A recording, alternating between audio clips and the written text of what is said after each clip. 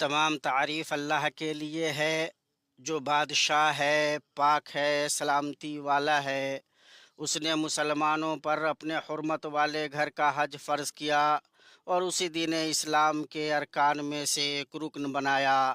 میں گواہی دیتا ہوں کہ ایک اللہ کے سوا کوئی معبود برحق نہیں، وہی بادشاہ اور بہت جاننے والا ہے۔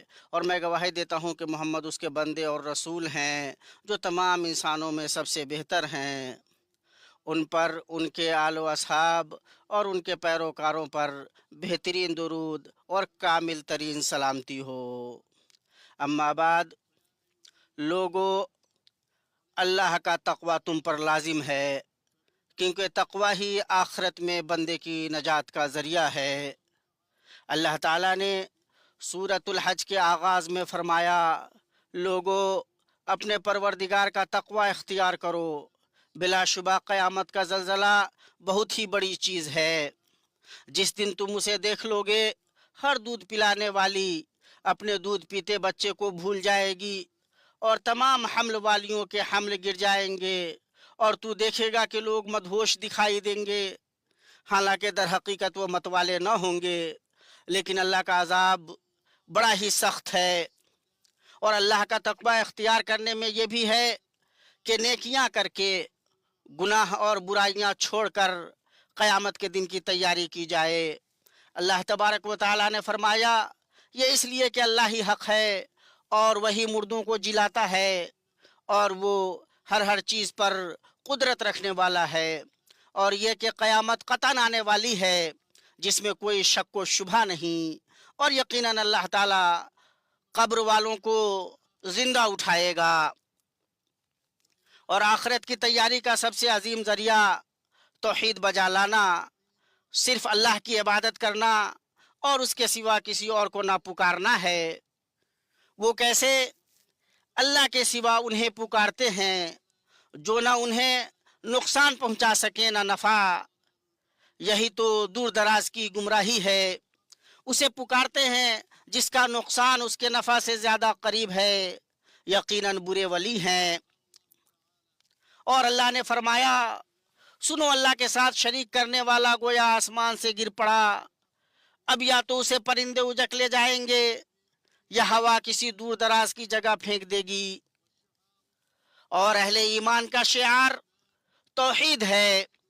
اللہ تبارک و تعالیٰ کا فرمان ہے، تم سب کا معبود برحق صرف ایک ہی ہے، تم اسی کے تابع فرمان ہو جاؤ۔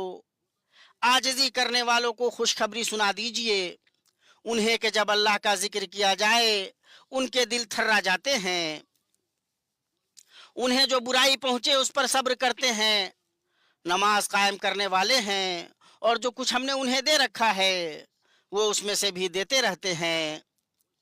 دین اسلام کے بنیادی ارکان یہ ہیں: توحید، گواہی دینا کہ اللہ کے سوا کوئی معبود برحق نہیں اور محمد صلی اللہ علیہ وسلم اللہ کے رسول ہیں، نماز قائم کرنا، زکوٰۃ ادا کرنا، رمضان کے روزے رکھنا، اور اللہ کے معزز گھر کا حج کرنا، ساتھ ہی اللہ کا خوف رکھنا، اور اس شخص کے لیے جو اپنے رب کے سامنے کھڑا ہونے سے ڈرا 2 جنتیں ہیں۔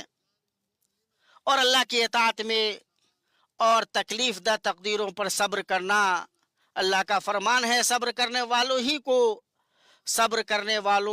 ہی کو ان کا پورا بے شمار اجر دیا جاتا ہے۔ ساتھ ہی اللہ کی نعمتوں پر اس کا شکر ادا کرنا۔ اللہ کا فرمان ہے، اسی طرح ہم نے چوپایوں کو تمہارے ماتحت کر دیا ہے کہ تم شکر گزاری کرو۔ اور مخلوقات کے سلسلے میں اللہ کے کچھ قدرتی قوانین ہیں، بندے پر لازم ہے کہ ان پر ایمان رکھے اور ان سے فائدہ اٹھائے۔ اللہ کا فرمان ہے، یقیناً اللہ مدافعت کرتا ہے ان لوگوں کی طرف سے جو ایمان لائے ہیں۔ یقیناً اللہ کسی خائن کافر نعمت کو پسند نہیں کرتا۔ اور اللہ سبحانہ نے فرمایا، جو اللہ کی مدد کرے گا اللہ بھی ضرور اس کی مدد کرے گا، بے شک اللہ تعالی بڑی قوتوں والا، بڑے غلبے والا ہے۔ اسی طرح اللہ تبارک و تعالیٰ نے فرمایا، بہت سی بستیاں ہیں جنہیں ہم نے تہوبالا کر دیا اس لیے کہ وہ ظالم تھیں، बस वो अपनी छतों के बल औंधी हुई पड़ी हैं, और बहुत से आबाद कुएं बेकार पड़े हैं, और बहुत से पक्के और बुलंद महल वीरान पड़े हैं। बहुत सी जुल्म करने वाली बस्तियों को मैंने ढील दी, फिर आखिर उन्हें पकड़ लिया, और मेरी ही तरफ लौट कर आना है। और अल्लाह ताला ने अपने खलील इब्राहिम अलैहिस्सलाम को हज के ऐलान का हुक्म दिया, फरमाया और लोगों में हज की मुनादी कर दे कि लोग तेरे पास पापयादा भी आएंगे, और दुबले पतले ऊँटों पर भी, और दूर दराज की तमाम राहों से आएंगे, ताकि अपने मुनाफे का मुशाहिदा करें, और चंद मुअय्यन दिनों में इन चौपाइयों पर जो अल्लाह ने बतौर रिज़्क़ अता किए हैं, अल्लाह का नाम लें। हाँ, ताकि वो अपने फ़ायदे देखें और अल्लाह का नाम याद करें।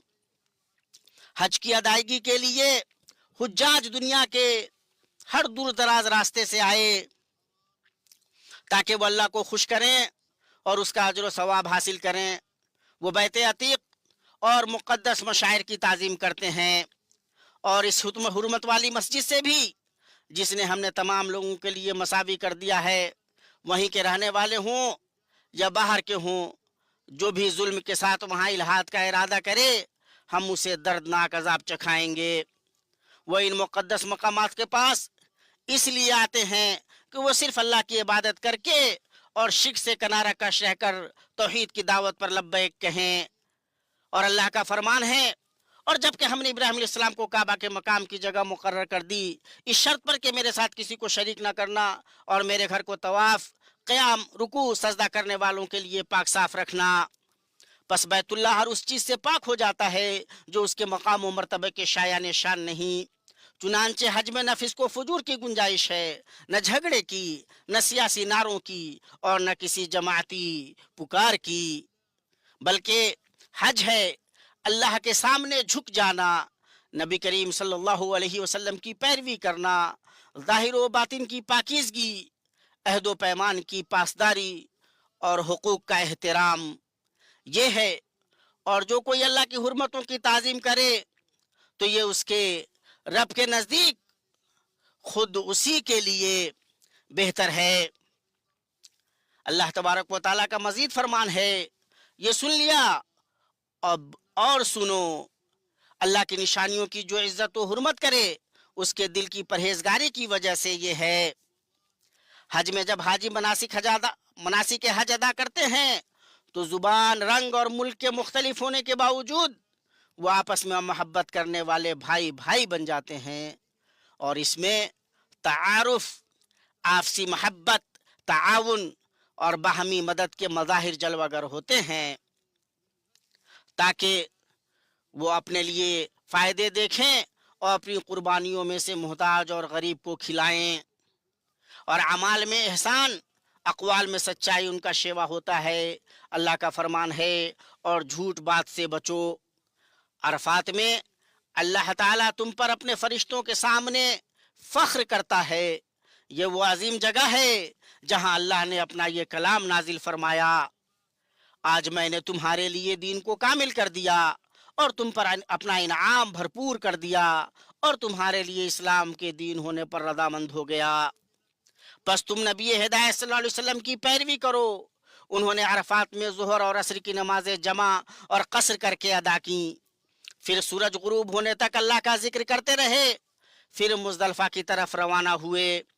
जैसा कि अल्लाह तबारक व तआला ने फरमाया, जब तुम अरफात से लौटो तो मशअर हराम के पास जिक्र इलाही करो, और उसका जिक्र करो जैसे कि उसने तुम्हें हिदायत दी, हालांकि तुम उससे पहले राह भूले हुए थे। और ईद के दिन जब आपने सुबह की तुमना की तरफ तशरीफ ले गए, अल्लाह तबारक व तआला फरमाता है, फिर तुम उस जगह से लौटो जिस जगह से सब लोग लौटते हैं, और अल्लाह ताला से बख्शिश तलब करते रहो, यकीनन अल्लाह ताला बख्शने वाला मेहरबान है। आप सल्लल्लाहु अलैहि वसल्लम ने जमरा अक़बा को कंकरियां मारी, अपनी कुर्बानी ज़ब्ह की, अपना सर मुंडा और बाल तराशने की भी इजाज़त दी। फिर आप सल्लल्लाहु अलैहि वसल्लम ने बैतुल्लाह का तवाफ़ किया, جیسا کہ اللہ تبارک و تعالیٰ نے فرمایا، پھر وہ اپنا میل کچیل دور کریں اور اپنی نظریں پوری کریں اور اللہ کے قدیم گھر کا طواف کریں۔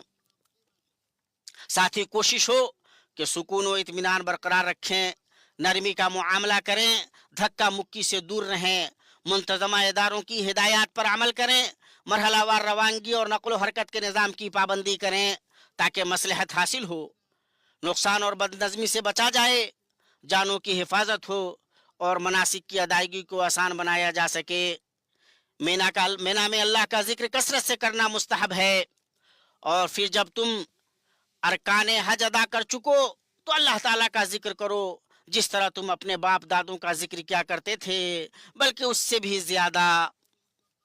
ایام تشریق میں حاجی تینوں جمرات کی رمی کرے، ہر دن ہر جمرہ کو 7 کنکریاں مارے۔ افضل یہ ہے کہ حاجی 13 ذی الحجہ تک مینا میں رہے، اور 12 ذی الحجہ کو جلدی واپسی بھی جائز ہے۔ اللہ تبارک و تعالیٰ کی یاد ان گنتی کے چند دنوں یعنی ایام تشریق میں کرو۔ 2 دن کی جلدی کرنے والے پر بھی کوئی گناہ نہیں، اور جو پیچھے رہ جائے اس پر بھی کوئی گناہ نہیں، یہ پرہیزگار کے لیے ہے۔ اور اللہ تعالیٰ سے ڈرتے رہو اور جان رکھو کہ تم سب اس کی طرف جمع کیے جاؤ گے۔ اور سفر سے پہلے طواف وداع کرے۔ اللہ تعالیٰ ہی ہے جس نے تمہیں برگزیدہ بنایا ہے اور تم پر دین کے بارے میں کوئی تنگی نہیں ڈالی۔ دین اپنے باپ ابراہیم علیہ السلام کا قائم رکھو، اسی اللہ نے تمہارا نام مسلمان رکھا ہے، اس قرآن سے پہلے اور اس میں بھی، تاکہ پیغمبر تم پر گواہ ہو جائے اور تم تمام لوگوں کے گواہ بن جاؤ۔ بس تمہیں چاہیے کہ نمازیں قائم رکھو اور زکوٰۃ ادا کرتے رہو اور اللہ کو مضبوط تھام لو، وہی تمہارا ولی اور مالک ہے۔ پس کیا ہی اچھا مالک ہے اور کتنا ہی بہتر مددگار ہے۔ اور اللہ سے مضبوط تعلق کا ایک اہم ذریعہ یہ ہے کہ بندہ اپنے رب سے خوب دعا کرے، خصوصاً حج کے مقامات میں، کیونکہ یہاں دعا کی قبولیت کی امید زیادہ ہوتی ہے۔ اور عرفہ میں سب سے اچھی دعا یہ ہے، لا الہ الا اللہ وحدہ لا شریک لہ لہ الملک و لہ الحمد وہو علی کل شیء قدیر۔ اور تمہارے رب کا فرمان ہے کہ مجھ سے دعا کرو، میں تمہاری دعاؤں کو قبول کروں گا۔ اور اللہ نے کہا، اور بعض لوگ وہ بھی ہیں جو کہتے ہیں ہمارے رب ہمیں دنیا میں نیکی دے اور آخرت میں بھی بھلائی عطا فرما اور ہمیں عذاب جہنم سے نجات دے۔ یہ وہ لوگ ہیں جن کے لیے ان کے اعمال کا حصہ ہے، اور اللہ تعالیٰ جلد حساب لینے والا ہے۔ اے اللہ، حجاج سے ان کی دعاؤں اور ان کے حج کو قبول فرما، ان کے معاملات آسان کر دے، ان کے گناہوں کو معاف فرما اور انہیں ان کے وطنوں کو بسلامت، کامیاب اور سرخرو لوٹا۔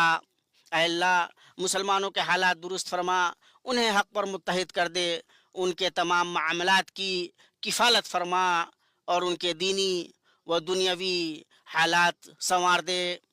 اے اللہ، مسلمانوں کے حالات درست فرما، انہیں حق پر متحد کر دے، ان کے تمام معاملات کی کفالت فرما اور ان کے دینی و دنیاوی حالات سنوار دے۔ اے اللہ مسلمانوں کے دینی اور دنیاوی حالات درست فرما دے۔ اے اللہ، خادم حرمین شریفین شاہ سلمان بن عبدالعزیز اور ان کے ولی عہد شہزادہ محمد بن سلمان کو توفیق یاب کر انہیں دنیا و آخرت میں بہترین بدلہ عطا فرما۔ انہوں نے تیرے بندوں کے ساتھ بھلائی کی، حجاج کے لیے حج کی ادائیگی کو آسان کیا اور حرمین شریفین اور ان کے زائرین کی خدمت میں سخاوت سے خرچ کیا۔ اے اللہ ان دونوں کے ذریعہ تو اپنے دین کو غلبہ عطا کر۔ اے اللہ محمد صلی اللہ علیہ وسلم اور ان کے اعلیٰ صاحب پر درود اور بہت سلامتی نازل فرما۔